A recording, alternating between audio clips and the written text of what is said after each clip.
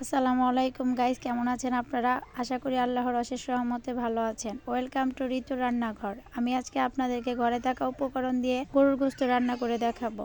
আমি একটি কুকারের পাতিলে 1 থেকে 1.5 কেজি পরিমাণ গোশত নিয়েছি। প্রথমে দিব পেঁয়াজ বাটা। পেঁয়াজ বাটাটা দেওয়ার পর আমি গোশতের সাথে ভালো করে পেঁয়াজ বাটাটা মিক্সড করে নেব। তারপর দিব আদা রসুন বাটা। আদা রসুন বাটাটা দেওয়ার পর তারপর আমি আবার ভালো করে মিক্সড করে নেব। তারপর দিব জিরের গুঁড়ো। জিরের গুঁড়োটা দেওয়ার পর ভালো করে মাংসটা মিক্সড করে নিব। তারপর আমি অ্যাড করব স্বাদ মতো লবণ। লবণ অ্যাড করার পর আমি এর সাথে অ্যাড করব মরিচের গুঁড়ো। মরিচের গুঁড়ো আমি এখানে দিয়েছি 2 চামচ পরিমাণ। আপনারা চাইলে কম বেশি দিতে পারেন। তারপর আমি দেব হলুদের গুঁড়ো। হলুদের গুঁড়ো আমি দিয়েছি 1 চামচ পরিমাণ।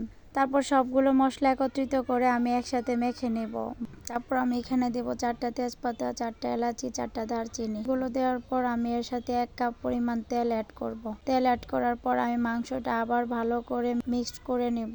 আমি মাংসটা ভালো করে মেখে পরে 10 মিনিটের জন্য রেখে দেব। 10 মিনিট পর চলে আসলাম। এখন আমি মাংসটা কুকারের পাতিলে ঢেলে নেব। এখন আমি গোশতটা প্রেসার কুকারে ঢেলে নেব। প্রেসার কুকারে গোশতটা ঢেলে নেওয়ার পর আমি আর এতে কোনো প্রকার পানি ব্যবহার করব না। এখন আমি প্রেসার কুকারে ঢাকনাটি ভালো করে লাগিয়ে নিব। ভালো করে ঢাকনাটি লাগিয়ে আমি চুলায় চলে যাব। চুলায় গিয়ে আমি প্রেসার কুকারটি বসিয়ে দেব। দেওয়ার পর 7 থেকে 8টা সিটি দেওয়ার পর আমি গোশতটা নামিয়ে নিব চুলা থেকে। গোশত রান্না হয়ে গেছে বন্ধুরা। এখন আমি কুকারের ঢাকনাটা খুলে দেখব ভিতরে কি অবস্থা।